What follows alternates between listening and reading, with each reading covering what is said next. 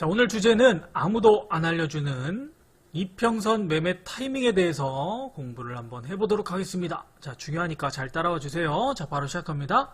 자, 안타깝게도 많은 사람들이 이평선 사용 방법을 잘 몰라요. 골든크로스나 이격도, 또 이평선 가지고 지지와 저항의 역할을 하는 그런 매매 기법들, 이런 거에만 집중을 합니다. 또 이평선은 후행적인 지표이기 때문에 자꾸 지나고 보면 맞게 돼 있어요. 예를 들어서 자, 주가가 이렇게 내려와요. 이평선이 이렇게 올라옵니다. 자, 이평선은 지지의 역할을 하기 때문에 여기 오면 이제 매수를 하려고 준비를 하고 있어요. 근데 오지 않고 주가는 이렇게 올라갑니다. 장이 끝나고 보니까 이평선이 이렇게 붙어 있는 경우를 볼 수 있을 거예요. 그러니까 실제로 기다리고 있으면은 장중에는 안 온단 말이에요. 그래서 이평선을 항상 후행적으로 활용하기 때문에 뒷북치는 경우가 있어요. 근데 이번 시간은 아니지만 제가 다음 시간에 충분히 이평선도 후행적인 지표가 아니라 동행적인 지표가 될 수 있다는 것을 보여드리도록 하겠습니다. 다음 시간에. 자, 그러면 오늘 이평선을 언제 어떻게 매매에 활용해야 되는지 그 가장 중요한 역할이 있어요. 그 역할에 대해서 말씀을 드리도록 하겠습니다. 그리고 제가 어그로 끄는 게 아니라 진짜 어디에서도 들을 수 없는 강의가 될 수 있으니까 끝까지 시청하시기 바랍니다. 자, 실제로 제가 이 동그라미 표시한 이 영역에서 이평선을 보고 매매를 한 종목이거든요. 자, 어떻게 이평선 가지고 이렇게 매매를 할 수 있는지 그 이평선의 비밀에 대해서 오늘 알려드리도록 하겠습니다. 자, 이평선으로 바닥권 급소를 찾기 위해서 우리가 알아야 될 전제가 있습니다. 완전 바닥은 아니지만 그래도 발목이나 정강이에서 이평선을 보고 살 수 있다는 얘기예요. 자, 그러기 위해서 우리가 알아야 될 전제가, 자, 이평선에 대해서 이제 기본적인 개념은 아실 거예요. 만약에 전혀 모르시는 분들은 이제 초급 차트편 13, 14, 15 기본적인 개념 설명을 해놨으니까 이 영상 보시고 한번 보시면 되겠습니다. 자, 첫 번째 이평선은 확산하고 수렴하고 반복하죠. 자, 우리가 이제 바닥권 급소를 이평선을 보고 알기 위해서는 주가가 이렇게 내려왔다가 이렇게 턴이 되는 상황일 거예요. 이런 상황에서 이평선은 그러면 수렴을 하다가 주가가 올라가면 확산을 하겠죠. 그래서 첫 번째, 이평선은 수렴을 먼저 하다가 그 다음에 이제 확산을 한다라는 전제, 당연하죠. 두 번째, 이평선은 우하향에서 우상향으로 전환한다.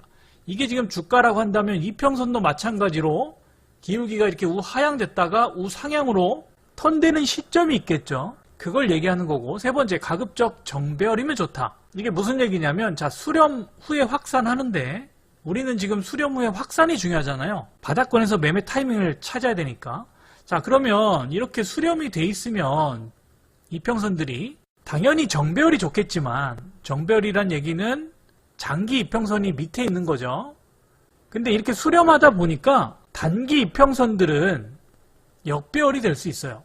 그래서 가급적 정배열이면 좋다. 그러니까 무조건 정배열이 된다가 아니라 가급적 정배열이면 좋다라고 제가 써놓은 이유가, 단기 이평선들은 잠깐 역배열이 될 수 있다. 근데 중요한 거는 수렴이지 배열이 아니다라는 거 기억을 하시고, 자, 이평선만 그려놓은 겁니다. 캔들은 빼고. 자, 이렇게 확산했다가 이제 수렴을 하고 다시 확산을 하죠. 물론 수렴했다가 계속 올라가는 게 아니라 수렴했다가 밑으로 이렇게 확산할 수도 있겠죠? 꼭 수렴한다고 다 올라가는 게 아니라는 거 당연히 아시겠죠? 자, 그럼 이게 수렴을 이렇게 합니다. 수렴하다가 이제 우상향으로 이렇게 턴되는 이 타이밍이 있을 거란 말이에요. 이평선이. 그러니까 이 타이밍을 잡는 게 핵심이겠죠. 우하향에서 우상향으로 돌아서는 이 시점을 우리가 어떻게 알 수 있느냐. 핵심은 이거다. 우하향에서 우상향되는 우리가 시점을 지금 찾아야 된다. 왜? 바닥권에서 바닥 따지고 이렇게 턴되면 이평선들이 우상향되면서 올라갈 거 아니에요. 그러니까 이 우상향 되는 시점을 이제 우리가 찾으려고 하는 거예요. 그래야 매매를 할 거 아닙니까? 자, 근데 이거를 충분히 예측을 할 수가 있어요. 어떻게 우상향 되는 시점을 예측할 수 있는지 설명드리겠습니다. 잘 따라오세요. 자, 초급편에서도 잠깐 다뤘었는데 굉장히 중요한 개념이지만 조금 어려워하시는 분들도 계셔서 사실은 초급이 아니라 중급에서 다뤄야 될 내용이긴 한데, 자, 다시 한번 설명을 드립니다. 자, 5일 이동평균선이다 그러면 5일 동안의 종가, 제가 종가를 지금 표시하고 있습니다. 이 종가의 평균을 밑에다가 점을 찍잖아요. 그 다음 1번이 빠지고 2번부터 6번까지 해가지고 평균을 구해서 점을 찍고 해서 이 선을 연결한 게 5일 이동평균선. 맞죠?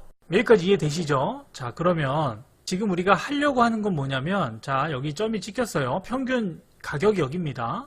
우리가 우하향에서 이평선이 우상향으로 돌리는 이 시점을 지금 급소, 매매 타이밍으로 찾으려고 하는 거잖아요.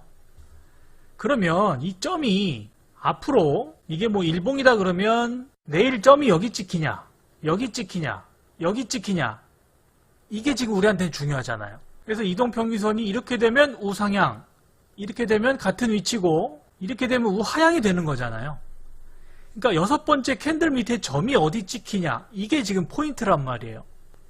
자, 그러면 2번부터 6번까지 캔들 종가의 평균이 이렇게 점으로 찍힐 거 아니에요.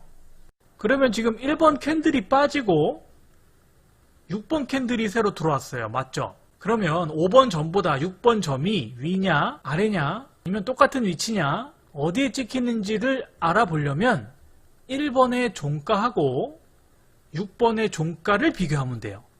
비교해서 6번의 종가가 1번보다 높죠?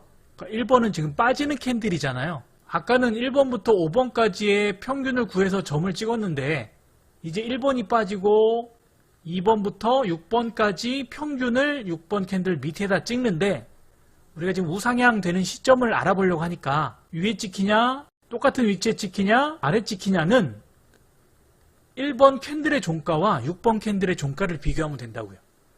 그래서 지금처럼 높으면 위에 찍히는 거예요. 이해되시죠? 이거 굉장히 중요한 개념이에요. 그럼 6번의 종가가 1번보다 낮게 형성이 되어 있으면, 만약에 종가가 여기다, 이게 음봉이다 생각해 보세요. 종가가 여기죠? 그럼 1번보다 낮아요. 그러면 점이 어디 찍혀요? 5번 점보다 약간 밑에 찍히겠죠. 그럼 우하향, 계속 우하향 된단 말이에요. 자, 이걸 이제 이해하셔야 돼요. 이해 다 하셨죠? 아하, 그러면 5일 이동평균선은 1번하고 6번 캔들의 종가를 비교하면 되겠구나. 20일 이동평균선은 첫 번째 캔들하고 21번째 캔들의 종가를 비교하면 되겠구나. 그래서 21번째 종가가 지금처럼 이렇게 높다. 그러면 이평선이 이렇게 되는 거예요. 점이 이렇게 찍히고 이렇게 찍히고. 낮으면 우하향이 되는 거고. 됐죠? 자, 그러면 자, 보겠습니다. 자, 1번 캔들 그리고 5번 캔들 평균을 자, 이렇게 위에든 아래든 지금 내려오고 있으니까 자, 평균이 여기 찍혔다고 이제 가정을 해볼게요. 자, 종가, 종가, 종가, 종가, 종가. 여기 평균이 여기입니다. 이 점입니다. 자, 그 다음 캔들. 우리가 중요한 거는 그 다음에 우상향이 되느냐, 우하향이 되느냐인데, 자, 2번부터 6번까지 캔들의 평균을 5번의 점보다 위에 찍느냐, 아래 찍느냐, 지금 이걸 알고 싶은 거잖아요. 그러면 2번부터 6번의 종가, 평균을 구한다. 쉽게 알 수 있는 방법은 1번 캔들의 종가와 6번 캔들의 종가를 비교하면 쉽게 알 수 있다. 보니까 1번보다 종가가 낮죠? 그래서 점이 밑에 찍히는 거예요. 그러면 우하향이네요. 그러면 이렇게 장대 양봉이 나왔다고 해도 이평선이 우하향이면 이렇게 맞고 떨어질 수 있어요. 자, 왜 그러느냐? 자, 매물대 여러분 아시죠? 여기서 산 사람들이 손실 보고 있다가 본전 근처로 오면 팔려고 하는 이 본전 심리 욕구가 있거든요. 그래서 이 매물 부담 때문에 올라가다가 이렇게 고개를 숙이는 거예요. 예를 들어 이 가격대 100명이 샀다. 그러면 이렇게 올라올 때 이 100명의 물량을 상대해야 되겠죠? 이 캔들들은 뭐 재료가 있거나 대량 거래 터지면 바로 쭉 갈 수도 있지만 매집이 다 됐거나 이러면 근데 그런 것이 아니면 일반적으로 이 100명의 매물 때문에 여기서 저항을 받고 이렇게 눌리는 경우가 많아요. 그래서 만약에 50명이 여기서 팔았다. 그럼 그 다음 올릴 때 어때요? 이 50명의 매물만 상대하면 되니까 적은 돈으로 쭉 올릴 수 있는 거예요. 이해하시겠죠? 자, 그래서 6번에 장대 양봉이 나왔다고 섣불리 매수해서는 안 된다. 이평선도 우하향이고. 그죠? 근데 잘 보세요. 이렇게 저항을 막고 조정을 받습니다. 그리고 나서 또 장대 양봉이 나왔는데 6번의 캔들입니다. 자, 그러면 6번의 캔들은 1번의 종가와 비교하면 된다고 그랬죠? 어떻습니까? 한참 위에 있으니까 이평선은 우상향이 되겠죠. 자, 얘가 시간을 이렇게 끌어줬어요. 그때 이 캔들의 종가들은 계속 내려오고 있잖아요. 즉 시간을 좀 끌어주면 그냥 이 영역에만 머물러도 얘네 종가는 지금 내려오고 있으니까 훨씬 올리기에 부담이 덜하다는 얘기예요. 아까 매물대 설명하고 이평선이 우상향되는 이 얘기하고 같은 개념이에요. 이평선이 우하향되면 그만큼 저항이 많다는 얘기예요. 매물벽이 많다는 얘기예요. 그래서 장대 양봉이지만 같은 장대 양봉이지만 요 1번에서 사는 게 아니라 2번에서 사는 거예요. 자, 여기 제가 써놨죠? 이동평균선이 내려오기를 기다린다. 왜 기다려요? 종가가 내려오잖아요. 쉽게 이제 우상향이 되잖아요. 종가가 내려온다는 얘기는 뭐예요? 쉽게 이평선을 우하향에서 우상향으로 돌릴 수 있는 조건이 된다는 얘기랑 똑같은 얘기예요. 이 종가들이 내려온다는 얘기는. 자, 실제 예를 한번 들어보겠습니다. 그러면 이제 이해가 쉽게 가실 거예요. 자, 중요하니까 잘 들어보세요. 자, 두산이라는 종목입니다. 두산이라는 종목이에요. 자, 거래가 터지면서 장대 양봉이 나오면서 전고 돌파를 합니다. 이거 무슨 패턴입니까? 짝꿍댕이 모양이네요. 그죠? 짝꿍댕이 기법으로 적용할 것은 아니지만 모양은 짝꿍댕이란 말이에요. 그래서 여러분들이 기법을 어설프게 알면 거래 터졌고 짝꿍댕이니까 매수 이렇게 생각하고 진입할 수 있다는 얘기예요. 자, 근데 이 자리에서 이평선 카운팅을 한번 해보겠습니다. 자, 20일 이평선 종가 여기니까 지금 우상향됐죠? 60 이평선 종가를 지금 비교하는 겁니다. 60번째하고 61번째. 자, 20, 60 우상향입니다. 그죠? 자, 그 다음 이제 120입니다. 120은 위에 있네요. 종가가. 240은 여기 있고 지금 주가는 여기입니다. 그러면 120과 240은 아직 우하향이죠. 근데 120은 이제 계속 하락을 합니다. 그러면 얘가 주가 이렇게 요 가격만 머물러도 120은 자연스럽게 우상향이 되겠죠. 근데 문제는 240이에요. 240 보세요. 이렇게 내려가는 게 아니라 올라가요. 그럼 얘가 이렇게 올라가지 않는 한 240은 당분간은 우하향이 될 확률이 높다. 분홍색입니다. 얘 240. 따라서 여기서 매물대 부담을 느끼고 이렇게 가격 조정이나 시간 조정이 나올 확률이 높다는 얘기예요. 이런 자리에서는 매수가 되게 부담스럽다. 강한 재료가 나오지 않는 이상. 그 얘기입니다. 240이 지금 올라가잖아요. 종가가. 그럼 계속 당분간은 240은 지금 우하향이잖아요. 우하향. 이렇게. 그죠? 그래서 맞고 떨어질 확률이 높다. 그러니까 실제로 이 종목이 이렇게 맞고 떨어졌습니다. 그러니까 짝꿍댕이 패턴 거래 터졌다고 짝꿍댕이 아니야? 라고 들어가면 물린다는 얘기예요. 그래서 이평선이 계속 우하향이다 라는 얘기는 매물대 부담이 많다는 얘기예요. 이거를 소화하려면 뭐가 필요하다? 시간이 필요하다. 이렇게 종가가 내려올 때까지 기다려야 된다. 이만큼을 기다려야 된다. 그래야 얘는 올라갈 수 있는 아주 좋은 여건이 되는 거다 라는 얘기입니다. 그리고 보시면 이평선이 이렇게 확장이 돼 있어요. 이평선이 확장돼 있다는 얘기는 뭐예요? 이해관계가 깊이 얽혀 있다는 얘기예요. 즉 밑에 산 사람은 어때요? 엄청나게 수익을 보고 있고 여기 산 사람들은 240일 동안 평균적으로 산 사람들 단가가 지금 여기란 얘기잖아요. 초록색은 60일 동안 평균적으로 산 사람 단가가 여기고 그러면 주가가 여기일 때 이 사람들은 수익 보니까 차익 실현하려고 하는 욕구. 이 사람들은 아니 120, 240선이면 거의 1년 동안 물려 있다가 지금 본전에 오는데 팔고 싶겠죠. 그러니까 여기서 많은 거래가 일어나면서 즉 매도 압력이 강해지면서 쭉 밀리는 거예요. 이해하시겠죠? 그래서 이평선들이 확장하면 맞고 떨어지고 하는 이유가 이런 이유예요. 그래서 이평선이 확장 이렇게 벌어질 때는 진짜 짧게 아니면 조심해야 된다는 얘기입니다. 자, 다음 보겠습니다. 자, 계속 두산 종목입니다. 아까 여기서 실패했죠? 눌렸어요. 자, 여기서는 어떨까요? 전고 돌파 또 했어요. 시간도 좀 끌어줬네요. 거래는 계속 터지고 있습니다.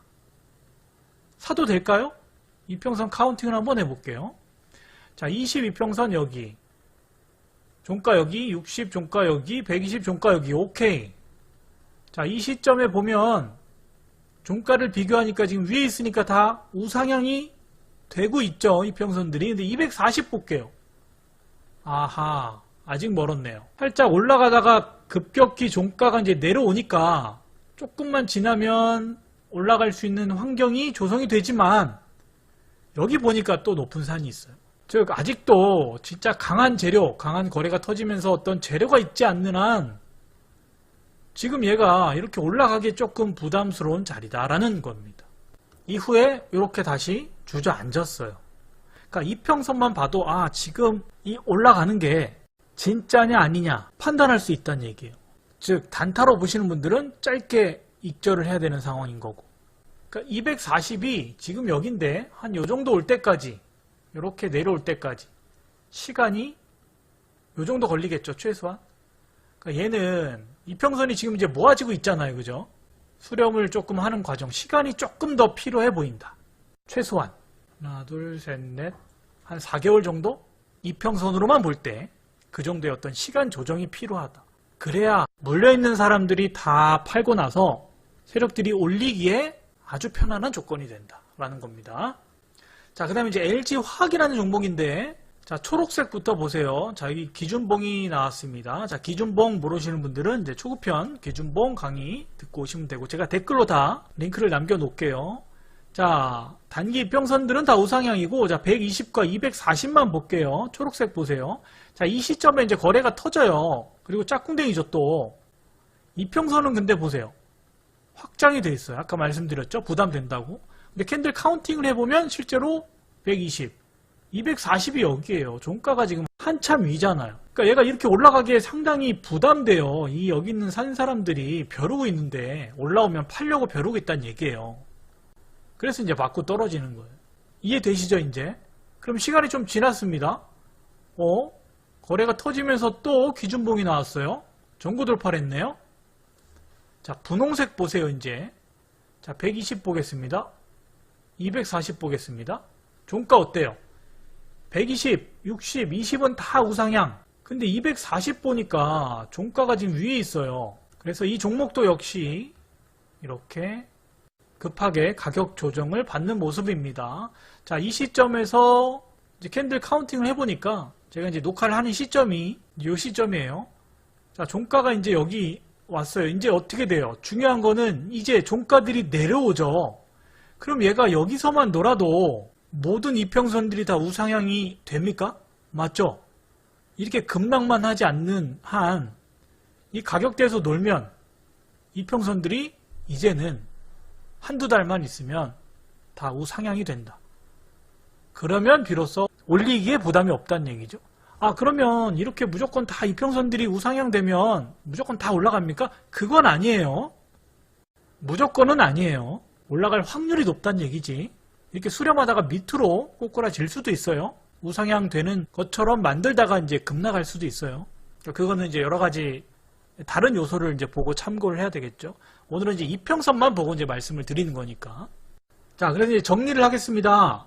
그래서 중요한 거는 이제 이평선이 수렴했다가 이제 확장하는 거니까 수렴을 먼저 해야 되고, 그 다음에 이평선이 이제 우상향하기 편한 시점을 우리가 캔들 카운팅으로 알아본 거예요. 그래서 이제 이런 자리가 충분히 우리가 매매 타이밍으로 잡아낼 수 있는 거예요. 오늘 이 종목에 대해서 제가 어떻게 잡았고 이거 다 설명을 드리려고 했는데 시간이 너무 오래 걸려서 요거는 제가 다음 시간에 이 종목 어떻게 잡았는지 이평선 이제 캔들 카운팅 하면서 설명을 드리도록 하겠습니다. 그래서 아까 서두에 말씀드린 대로 이평선은 후행이 아니라 동행 지표가 될 수 있다는 것을 이 종목을 통해서 제가 또 설명을 드리도록 할게요.